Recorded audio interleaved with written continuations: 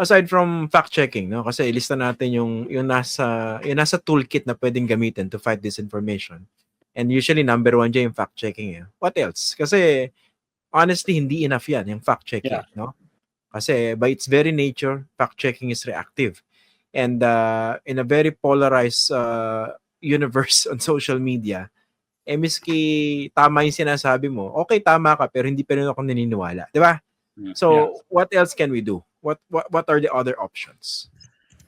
Sa academe, I think plays a very crucial role here in terms of, sa journalism, not just in the journalism school, but I think generally, I think there must be pag-aralan siguro yung kung paano ma-integrate ng DepEd yung disinformation or fake news sa maaga pa lang na especially usage ng social media sa mga smartphones, right? I mean, it's not just this is not just a problem that a future journalist should face now. It has to be the larger population.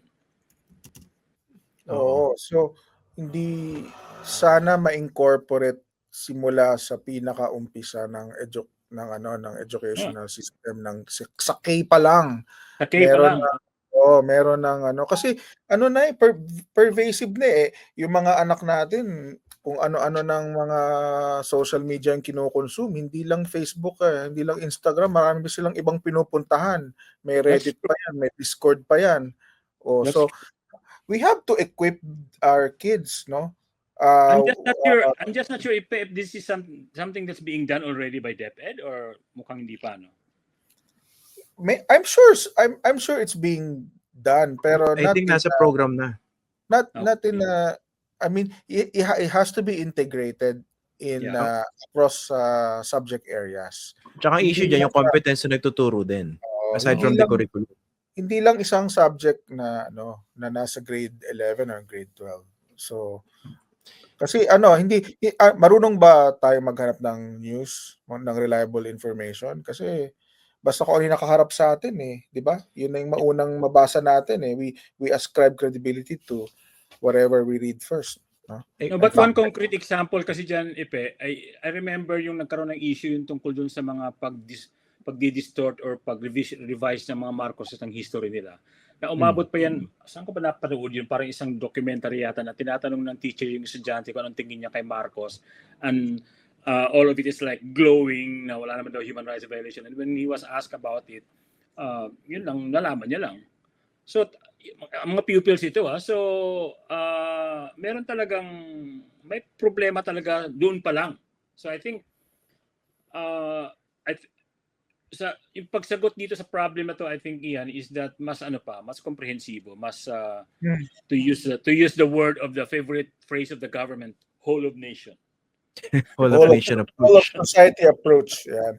Maganda yung point ni Alejandro Paragoso dito. Social media is highly algorithmic. Yun, how to fight the algorithm. Kasi social media yung content sa'yo how do we inoculate our people, our kids? Yan yung gusto kong puntahan. Okay. Sapat ba yung educating the people about understanding the nature of disinformation and misinformation if a big part of the problem has to do with the platforms themselves? Diba yung isang option dyan yung tinatawag nating platform accountability. Kasi kahit anong gawin natin, turuan natin yung mga tao. Paano ba mag-cleanse ang timeline? Paano ba natin i-clear yung ating search history para mabawasan yung control sa ating algorithm? Whether we like it or not, that is part of the very nature of the platform. Diba yung para siyang black hole? At the moment makita mo tong content na ito, talagang you would be bombarded with that. So what do you guys think of the other option, yung platform accountability? I think there needs itong problema natin because halimbawa sa case ng Facebook which remains Meta remains the most popular social media platform, right? Umalis na sila sa fact-checking initiative nila. So I think there needs to be kind of a movement to try to woo back in yung Facebook on how to help combat this problem sa mga platforms nila. So, there needs to be some advocacy on this one. I'm not sure if that will amount to anything in the current climate na masyadong cozy si Zuckerberg kay Donald Trump, but there must be a way to reach, for instance, sa Pilipinas, yung Facebook Philippines, baka baka may mga advocate groups or education groups na pwedeng, or mga mass comm schools na pwedeng tumulay sa kanila at pag-usapan ito.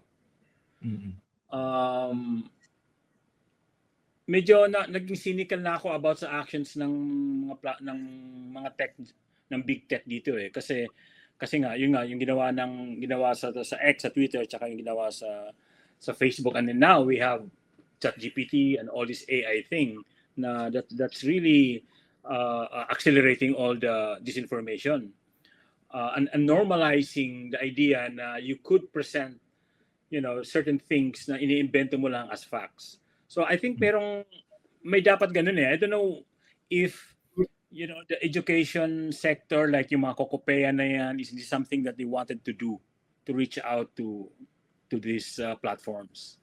But I think there's a need to do that. And also the government itself. I mean, there was a suggestion na parang i-license or bigyan ng prangkisa ang Facebook. I think I remember that na ganun ang gustong mangyari ng isang congressman. But I think the government needs to have... Ano yun? Malabo yata yan. Okay. You need to understand the nature of the platform. That's true. And more proactive effort on the government side to address this problem na kumbaga politically agnostic na effort na program to do this. Yeah, agree ako kay Kaloy. Kung may dadagdag lang ako, ang role ng government dito is to ensure na mayroong content moderation yung mga social media platforms within its jurisdiction. No, so yun lang, first principles lang, and the government should not be in the business of censoring anyone, no? Even vloggers that we might disagree with, no? Hindi maganda yung of course we all know this, mature tayong lahat. Ayaw natin ng nagde-platform ng basta-basta, no? So dapat may basis. So anong basis nun? Content moderation, community guidelines, no? Fact checking, no?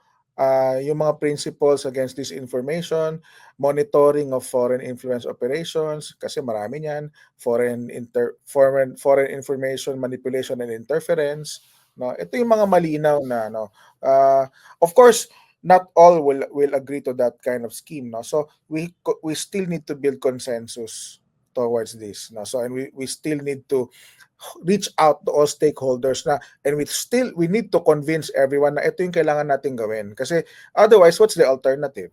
No, the alternative is to cut off some people, no? And we don't want to do that.